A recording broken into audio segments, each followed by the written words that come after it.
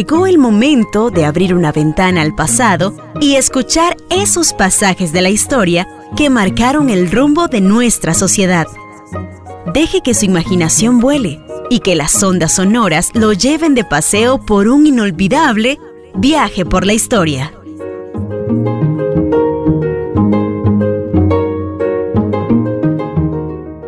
Con el surgimiento de la Escuela de Medicina de la Universidad de Costa Rica, entre 1959 y 1960, se dio un gran salto en la formación de médicos nacionales y en la medicina costarricense. La Escuela de Medicina de la Universidad de Costa Rica se estructuró con una sólida base profesional y científica, con una calidad extraordinaria en sus profesores y con unas primeras promociones de médicos también espectaculares. La mayor parte de esos médicos jóvenes recién graduados a principios de la década del 60, todos salieron, casi todos, a especializarse al extranjero de acuerdo a las necesidades del país, y justamente en calidad de esta formación que habían recibido, una buena mayoría de ellos también se quedó en el extranjero, contratados por los hospitales que los formaban y por los otros países donde ellos fueron a formarse. Muchos de ellos regresaron después a contribuir con su conocimiento y talento a desarrollar la medicina nacional. Con la Universidad de Costa Rica, con la Escuela de Medicina, se empezaron también a desarrollar otro tipo de especialidades que hasta entonces no se atendían en Costa Rica. De ese periodo posterior a 1960 se fortalece la Clínica Maternidad Carit, lo que hoy se llama Hospital de Mujeres. 20 años después, en 1985, se inicia la enseñanza de las especialidades médicas en Costa Rica, es decir, desde 1960 hasta 1985, en términos generales, se hacían médicos generales, no los médicos especialistas, que para ello había que salir al extranjero. La salud pública en este sentido y en esta época contribuye a atender más eficientemente la salud en general de los costarricenses con leyes y acciones políticas del Estado que tenían que ver con contaminación, con higienización, con vacunaciones, con desparasitaciones. Y esto es importante porque este tipo de políticas indudablemente contribuyeron a elevar la calidad de vida de los costarricenses y también la expectativa de vida de los mismos.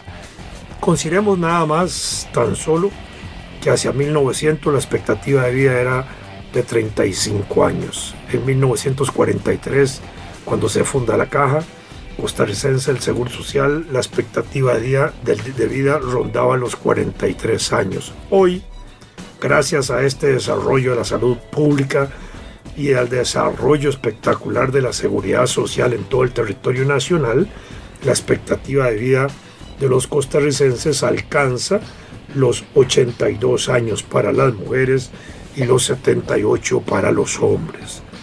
Se dice incluso que puede ser más alta porque lamentablemente en nuestro país hay una gran cantidad de muertos jóvenes por accidentes de tránsito y esto reduce ese índice de expectativa de vida.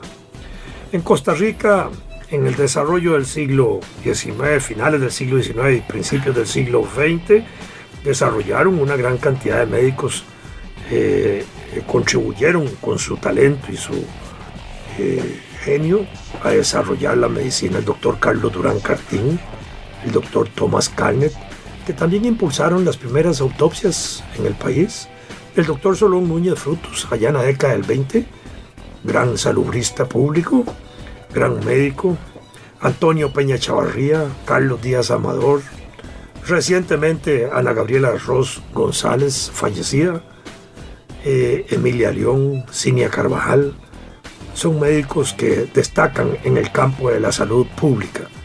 En el despacho de higiene como se llamó la Secretaría de Salud o el Ministerio de Salud, más tarde Secretaría y Ministerio de Salud en 1927, con el desarrollo de los centros médicos rurales, con los dispensarios de salud en regiones, con el Instituto Nacional de Higiene de 1940, con el programa intenso de luchas antivenéreas que se impulsaron desde fines del siglo XIX, principios del siglo XX y en la segunda mitad del siglo XX también, con la atención infantil que adquirió una dimensión extraordinaria gracias a ese extraordinario médico Carlos Sáenz Herrera y la fundación del Hospital Nacional de Niños, hoy considerado uno de los mejores hospitales de todo el continente americano.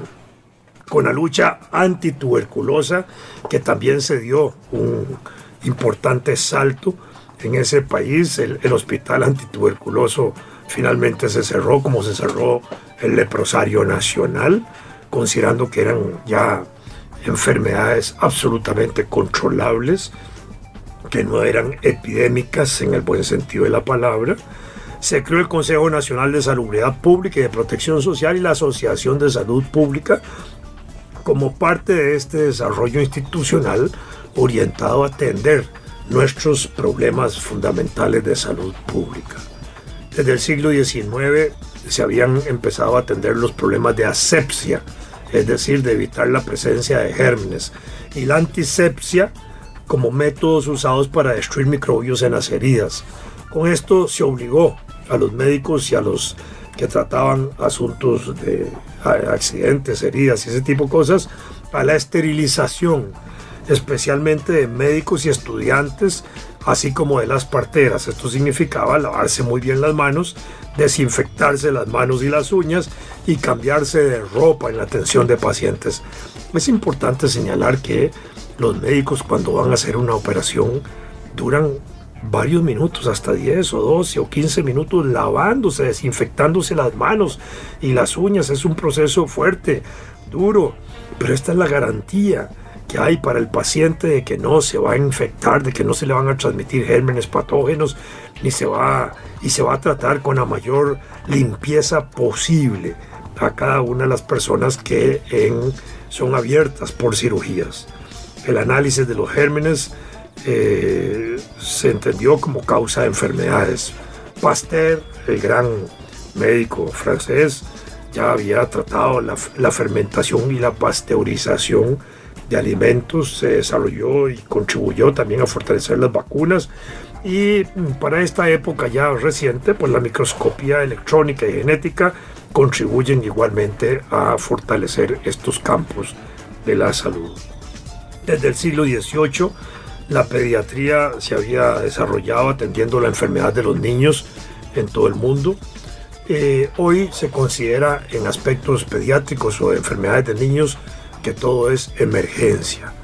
Y el Hospital Nacional de Niños parte de esa filosofía de que ahí todo es emergencia y se considera como tal porque en materia de enfermedades de niños las cosas pueden evolucionar gravemente en cuestión de 24 horas. En el campo de la pediatría en Costa Rica, junto con el doctor Carlos Sáenz Herrera y el Hospital Nacional de Niños, se desarrollaron desde la década del 50 una gran cantidad de médicos notables.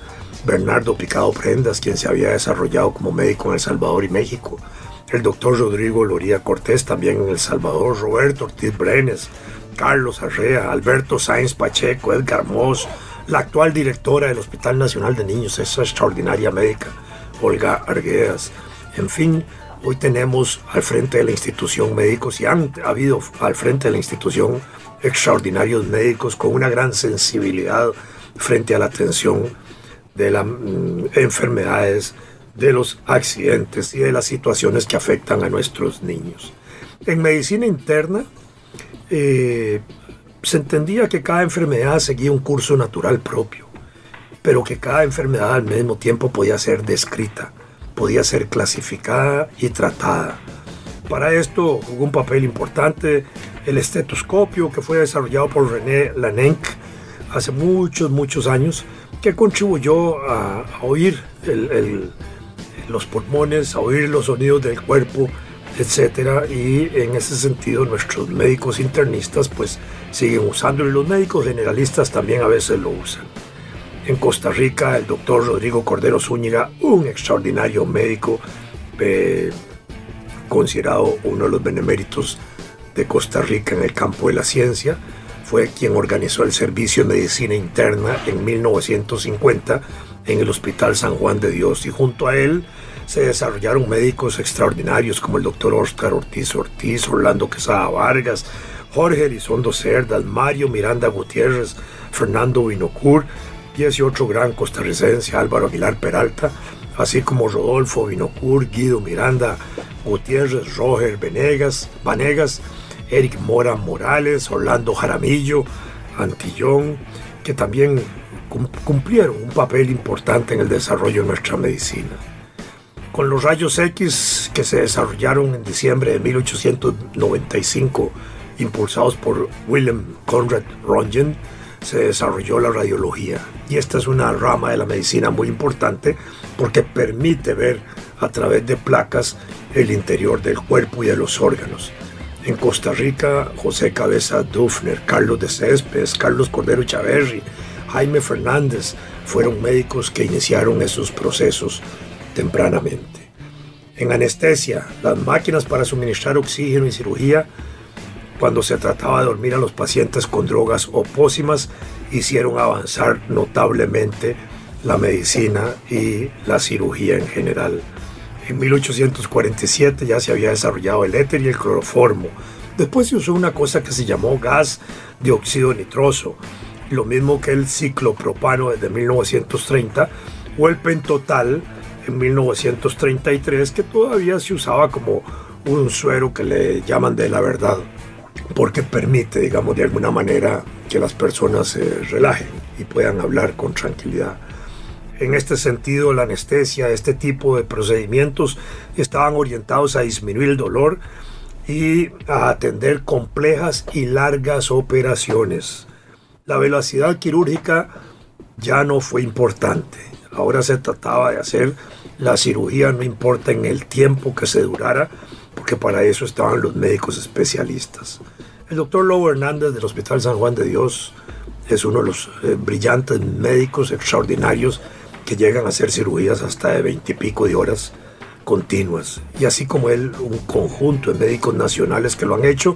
Recientemente hemos visto eso en separación de siameses, en cirugía de trasplantes, donde las operaciones son complejas, grandes, donde participan equipos médicos, varios equipos de enfermeras y de asistentes de cirugía, y incluso con posibilidad de que puedan estarse reciclando, excepto los médicos directores de la operación en el proceso operatorio. Los servicios postoperatorios fueron muy importantes, y las transfusiones y bancos de sangre también, que contribuyeron a desarrollar la medicina, la salud. Por supuesto que esto fue clave para procesos operatorios donde a veces hay que hacer transfusiones y mucha transfusión que se requiere. Por eso esos bancos de sangre también son importantes, porque por los distintos tipos de sangre que tenemos los ciudadanos y los seres humanos, pues se requieren a veces los tipos específicos para atender, cuidar y darle la posibilidad de sanación a un paciente que requiere un tipo especial de sangre. En Costa Rica, dichosamente, ha habido una cultura y una educación, me atrevería a decir que de masas, entre comillas, en el sentido de que los costarricenses de una u otra manera generalmente hemos sido donadores voluntarios de sangre. Yo, hasta que cumplí la edad de adulto mayor, fui un donador de sangre cada vez que podía, cada vez que se necesitaba una emergencia, o cada vez que algún familiar o amigo o amigos o parientes de mis familiares o de mis amigos necesitaban sangre, pues estaba siempre dispuesto a darla. Pero así como yo, miles de costarricenses lo hacen. La anestesia local fue un desarrollo importante también en el tratamiento de males. En Costa Rica, en 1952, el doctor Gonzalo Vargas desarrolló el servicio de anestesia del Hospital San Juan de Dios José Enrique Sotela. Pasó un médico curioso, extraordinario, con un gran conocimiento de la vida íntima de los hospitales y de los médicos, que desarrolla una cultura especial como gran anecdotario de la vida médica. En la revista Acta Médica y en las revistas de medicina del país muchas veces son muy enriquecedores los artículos del doctor Sotela, relatando anécdotas y semblanzas de médicos nacionales extraordinarios. En la cirugía nacional, el doctor Carlos Durán, que ya lo hemos mencionado, cirujano, higienista, que reorganizó el Hospital San Juan de Dios, que impulsó el Hospital Asilo Chacuí, que desarrolló el Sanatorio de Tuberculosis. El doctor Ricardo Moreno Cañas, un traumatólogo, un gran cirujano extraordinario. El José Manuel Quirce, el doctor Jorge Vega Rodríguez, igualmente una de las manos maravillosas. A él le debo mi vida, en cierta forma. Cuando yo nací, mi madre tuvo eclampsia previa en 1946, mi parto se complicó mucho, yo nací en la clínica Maternidad Carit. Gracias al doctor Vega Rodríguez pude salir de su vientre con forceps, que era como unas cucharitas que permitían jalarlo a uno, que siempre tienen un riesgo de producir daños. El doctor Alfonso Acosta, Andrés Besario Guzmán, Esteban López Varela, el doctor Longino Soto, fueron grandes cirujanos nacionales y por supuesto, si tuviera que mencionar cirujanos nacionales hoy, pues el programa sería corto para eso. En oftalmología, en gastroenterología, en cirugía plástica, en pediatría, en alergia, en ginecología, en oncología, en ortopedia y en patología, destacaron igualmente extraordinarios médicos nacionales desarrollando estas ramas de la medicina. En la segunda mitad del siglo XX, aunque los trasplantes empiezan a impulsarse en el siglo XIX a escala mundial, es en la segunda mitad del siglo XX cuando adquieren fuerza, y en Costa Rica también. En 1964 se logra hacer un trasplante de pulmón en Costa Rica, y en 1967 de corazón. Se hacen los grandes trasplantes de órganos. En el 64 el de pulmón y en el de 67 el de corazón. Dr. Barnard en Sudáfrica. Más tarde el doctor Longino Soto lo desarrolla en Costa Rica. 1982 se integran con el doctor Juan Jaramillo Antillón los servicios de salud de la Caja y del Ministerio de Salud, y se crearon las Juntas de Salud y Seguridad Social. En Costa Rica, trasplantes de riñón, de médula ósea en niños desde 1990, de hígado en 1993, el de corazón, que fue también el primero de Centroamérica, en 1991, se desarrollaron trasplantes de corazón y pulmón, de páncreas en 1995, de hígado con un donador vivo en 1999. El hígado, de paso, es un órgano que tiene capacidad de autorreproducción. Le pueden quitar a uno el 90% del hígado, para decirlo gráficamente, y el hígado se vuelve a generar. En enfermedades mentales, desde la antigüedad se habla de ellos. Se hablaba de trastornos de conducta. La epilepsia era tratada como una enfermedad mental. La neurosis, desde el siglo XVIII se habla de ella. Los trastornos nerviosos, las manías, las paranoias, los delirios, las fobias y las histerias y la locura fueron parte del tratamiento de las enfermedades mentales. En el siglo VIII los árabes ya habían desarrollado asilos, casas de cuidado, centros y hospicios para enfermos de distinto tipo. En el caso de la psiquiatría, en el siglo XIX, pues adquieren mayor fuerza. En 1890 se crea en Costa Rica el Asilo Nacional de Insanos. La enfermedad mental se consideraba una insanidad mental. Ya en 1947 se crea el Servicio de Psiquiatría del Hospital San Juan de Dios. En 1952 el Sanatorio Chacón Paut. En 1938 había habido un antecedente, que era la sección de higiene mental del Ministerio de Salud. El Ministerio de Salud se había desarrollado desde 1927, y después en 1950, incluyendo al Asilo Chapuí, se desarrolla el Instituto Nacional de Neuropsiquiatría, junto con el Consejo Nacional de Salud Mental en 1964, y ya en 1950 se crea lo que conocemos como hospital psiquiátrico o neuropsiquiátrico, Y en 1965, en la Corte Suprema de Justicia, se crea el Organismo Médico Forense, que es uno de los mejores institutos del continente de América Latina, especialmente en este campo, hoy bastante profesionalizado y bastante desarrollado.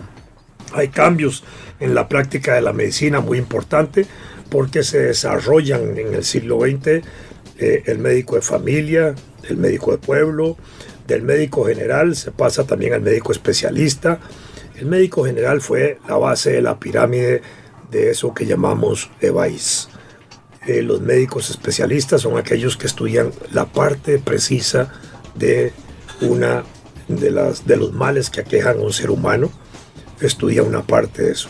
En el campo de la enfermería, las escuelas médicas atendieron esto durante mucho tiempo, desde la época antigua hasta la fundación de las universidades. Así se atendió. Ya en 1843, cuando nosotros creamos la Facultad de Medicina en la Universidad de Santo Tomás, poquito tiempo después se desarrolló el protomedicato, que es como decir el Colegio de Médicos. En 1960, cuando se fundó la Escuela de Medicina en la UCR, se había avanzado bastante. En 1975, la UACA desarrolla parte de estudios médicos y desarrolla su escuela de medicina, y hoy hay una cantidad grande de escuelas de medicinas en Costa Rica. A esto de la salud pública se desarrolló la salud comunitaria, y junto a estos campos de la salud se impulsa la industria farmacéutica, que tiene que ver con todos nosotros, con todos nuestros males, con todas nuestras curaciones. Desde hace más de 2500 años se conocen hierbas, aceites, alcaloides para tratamientos. Desde 1546 se publica en Alemania la primera farmacopea, que es un gran libro donde se tratan ahí todos los medicamentos que hay y recetas también para prepararlos.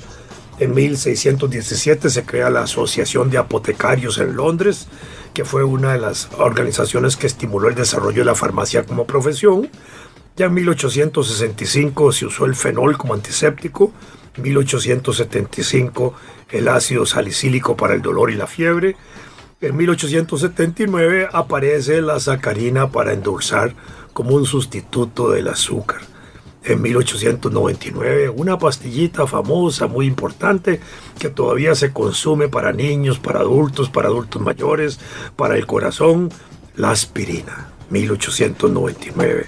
Y en 1956 esa otra pastillita que sirve para atender la vida diaria, el acetaminofén.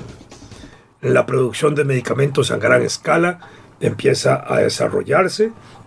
Con capacidad de curación múltiple aparecen antibióticos, insulinas, hormonas y para atender también la hipertensión.